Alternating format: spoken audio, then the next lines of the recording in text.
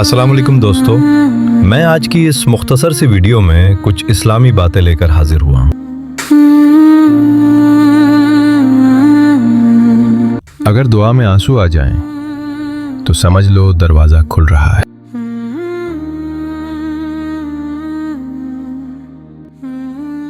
جو سجدے میں گر جائے زندگی میں سنبھل جاتا ہے۔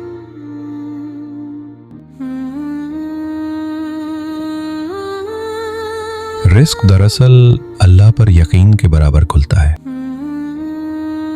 تکلیف اللہ کی ناراضی نہیں، اکثر یہ اللہ کی قربت کی تیاری ہوتی ہے۔